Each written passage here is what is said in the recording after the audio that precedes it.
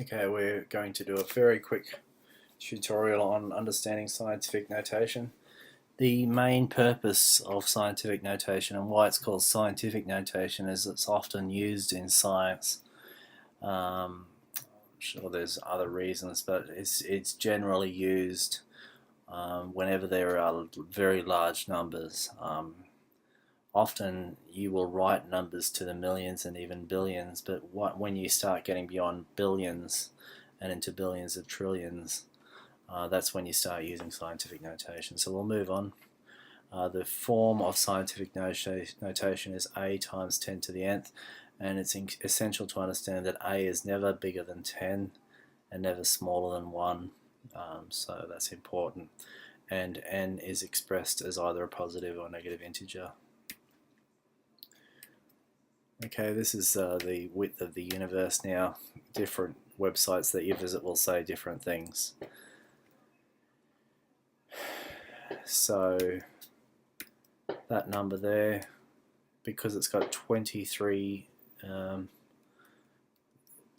numbers after the decimal place, the number becomes 2.1 times 10 to the 23rd. This one you will see where you've got to express it between 1 and 10, so you're going to be looking at 9.02 times 10 to the negative 8. Why? Because you count back, you go 1, 2, 3, 4, 5, 6, 7, 8, and that's where the decimal place goes, and it becomes 9.02 times 10 to the negative 8. Okay, when we write this in scientific notation, I'll just give you a second, have a look at the answers. Which one do you think is the correct answer?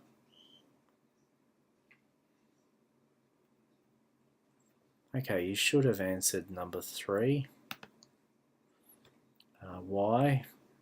Because we want a number that's between 1 and 9, so 1 and 10, sorry, so it's going to be 2.87509 times 10. So we've got, how many places do we move the decimal to get it to 2.8? We go 1, 2, 3, 4 times 10 to the 4th. It's not negative 4 because that would be 0.00, etc.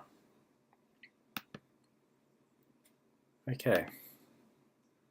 Here you can see 1.8 times 10 to the negative 4, so you've got 1.8, and we've moved the decimal, because it's negative, to the left 4 places. So 1, 2, 3, 4. You should be getting the idea by now.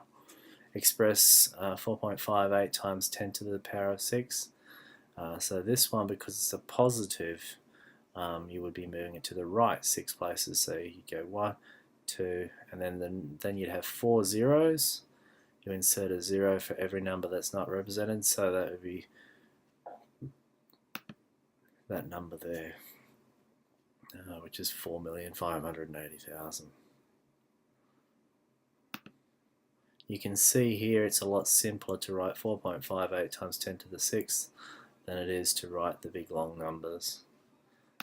Very much easier to comprehend too, because when the larger the exponent, the larger the number is going to be. So a number, say, to the power of 23 is going to be quite a sizable number, just as if it was to the negative 23 it would be an exceptionally small number, and you're talking about sizes of maybe a nucleus or something even smaller than that. Okay, here's a quick exercise. I'll just go back. What I've got here is the calculator that we most commonly use at school, the Casio calculator. Most Casio calculators look very similar, and you'll see the exponent button just here. So when we are calculating this operation, you're going to type in 4.58, then the multiplied sign on your calculator, and then you're going to press the X exponent button there, and then you're going to type 6, and you'll come up with that answer. You can do that now.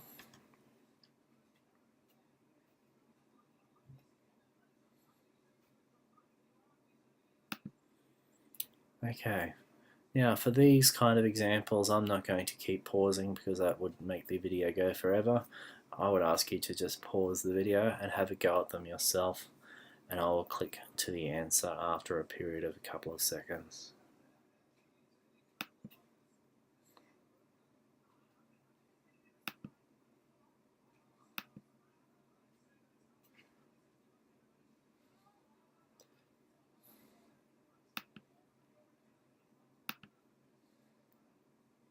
And there you go. So you would have typed in 7.2 times 10 to the negative 9 and divided that by 1.2 times 10 to the 2, and that would have given you that answer.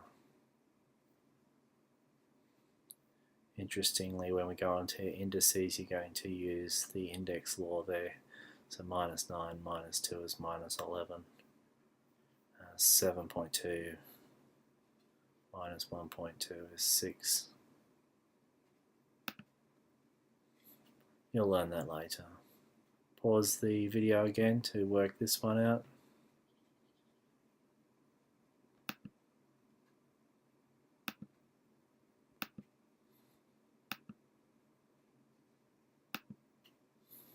You can see there you've used it for smaller numbers as well. Again, pause the video.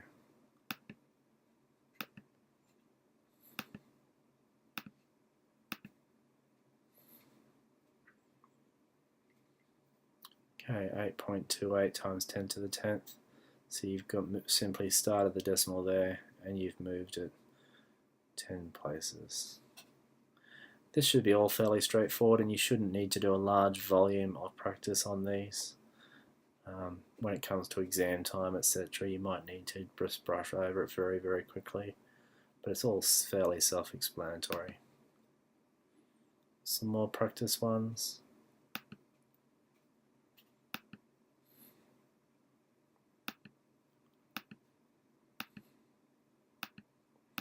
And I'm not going to spend any more time on this.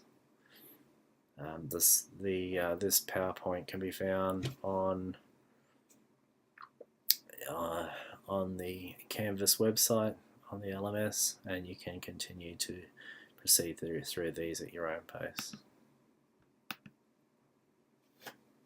And that's it.